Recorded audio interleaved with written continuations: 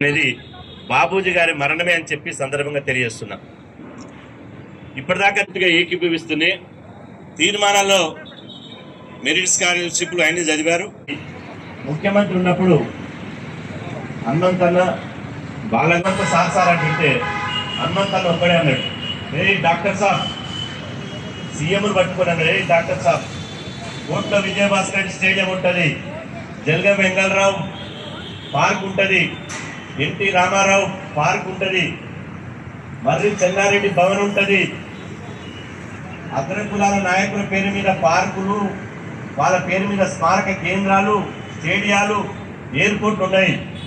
మా గౌతమ్ లచ్చన్న పేరు మీద స్టేడియం కట్టాలి, లేకపోతే మేము రాజీ పడం ఎంతవరకైనా తెగిస్తామంటే హనుమంతన్న గడ్డం పట్టుకుని హనుమంతన్న గుర్తుంది, హనుమంతన్న కొద్ది రోజులు ఆగు అంబర్పేటలో పెట్టాలి, బడుగు బలైన వర్గాల నాయకుల మీద వివక్షత జరిపిన ఎక్కడ తలొగ్గకుండా మొదటిసారిగా రాజీనామా చేసి తెలంగాణ కోసం ఇలా ఒక త్యాగానికి నిర్వచనం చెప్పాడు. ఆ తర్వాత త్యాగం చేశాడు. ఇట్లాంటి గొప్ప మనిషి గురించి మాట్లాడమంటే మా వయసు సరిపోదు, మాకున్న నాలెడ్జ్ సరిపోదు. కానీ ఇదే జలదృశ్యంలో గత టీఆర్ఎస్ ప్రభుత్వం కేసీఆర్ గారికి ఠికానా లేకపోతే ఇదే జలదృశ్యాన్ని టీఆర్ఎస్ పార్టీ ఆఫీస్కి ఇచ్చాడు.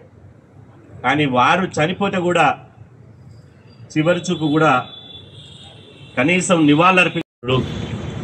దాస్ సురేష్ గారు ఈ కార్యక్రమంలో పాల్గొంటున్నారు. బాబూజీ గారు నగరం నడిబొడ్డులో కొంత స్థలాన్ని కేటాయించాలి. అక్కడ ఒక 1000 మంది సమావేశమయ్యే విధంగా ఒక సమావేశ మందిరాన్ని నిర్మించాలి. 4వది, ఆచార్య కొండా లక్ష్మణ్ బాపూజీ పేరిట వివిధ రంగాల్లో బీసీల అభ్యున్నతి కోసం పాటుపడిన వారి కోసం ఒక అవార్డును ఏర్పాటు చేయాలి. 5వది, ఆచార్య కొండా లక్ష్మణ్ బాపూజీ పేరిట బీసీ విద్యార్థులకు మెరిట్ స్కాలర్షిప్లను అందించాలి. 6వది, బీసీల అభ్యున్నతి కోసం సామాజిక తెలంగాణ సాధన కోసం బీసీల నాయకత్వంలో కొత్త రాజకీయ పార్టీ ఆవశ్యకతపై జిల్లా కేంద్రాల్లో అవగాహన సదస్సులు నిర్వహిస్తాం. 7వది,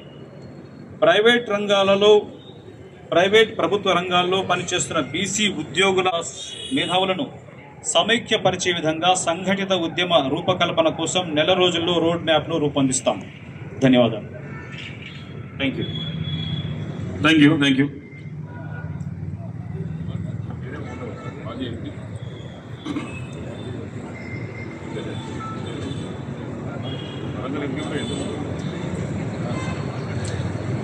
అదేవిధంగా ఇప్పుడు రాజయ్య గారు, మాజీ ఎంపీ రాజయ్య గారు ఇచ్చేశారు. వారిని కూడా వేదిక మీదకి ఆహ్వానిస్తున్నాం. వారు నివాళులు అర్పించి వేదిక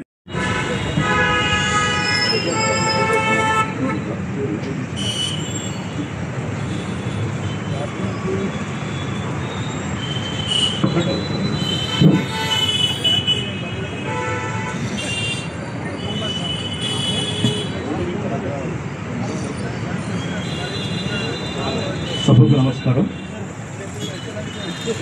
ఈరోజు విశేష అంటే కొండా లక్ష్మణ్ బాపూజీ గారు, ఆచార్య కొండా లక్ష్మణ్ బాపూజీ గారు వర్ధంతికి మనం వర్ధంతి సందర్భంగా ఆయనకు నివాళులు అర్పిస్తున్నాం.